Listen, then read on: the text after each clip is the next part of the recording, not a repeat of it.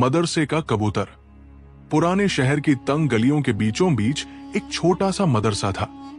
जामिया रोशनी, कोई शानो शौकत नहीं, लेकिन वहां की फिजा में इल्म, अदब और बरकत की खुशबू थी।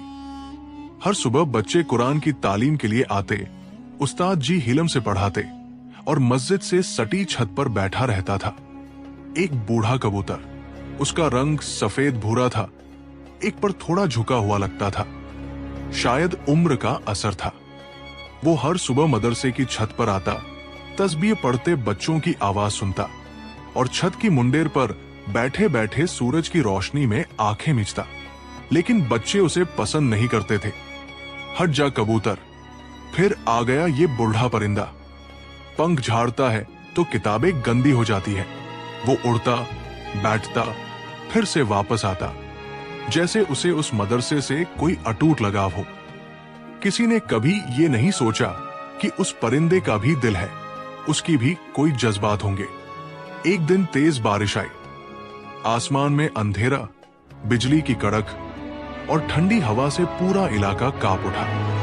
मदरसे की छुट्टी हो चुकी थी, बच्चे अपने घर चले गए थे, मगर वही बूढ़ा कबूतर वो छत पर ही रह गया। अगली सुबह जब बच्चे लौटे तो उन्होंने देखा कि कबूतर एक कोने में भीगा हुआ बैठा था। उसका एक पर लटक रहा था, आंखें अध खुली थी। सब हैरान रह गए, कुछ ने मुंह फेर लिया, कुछ ने हंसी उड़ाई, मगर एक बच्चा हाशिम आगे बढ़ा। उसने चुपचाप कबूतर को उठाया, अपने दुपट्टे में लपेटा और उस्ताद जी से इजाजत लेकर उसे घर ले गया। 2 दिन तक हाशिम ने उसकी मरहम पट्टी की, चावल के दाने दिए और पानी पिलाया। धीरे धीरे कबूतर की आंखों में फिर से चमक लौटने लगी। तीसरे दिन कबूतर उड़कर फिर मदरसे की छत पर आ बैठा, मगर इस बार कहानी बदल चुकी थी। अब बच्चे उसे भगाते नहीं थे। वो कहते, देखो हाशिम वाला कबूतर आ गया। कभी कोई बच्चा उसे दाना डालता, कभी कोई अपनी कॉपी से हवा करता। उस्ताद जी मुस्कुराते हुए कहते, मखलूक की परवाह करना भी इबादत है। ये अल्लाह का नाम सुनने वाला कबूतर है। अब मदरसे का माहौल और भी रोशन हो गया था।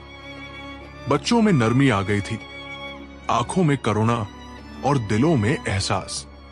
सबक, छोटी मखलूक को भी एहसास होता है, जो जुबान से ना बोले उसका भी हक होता है।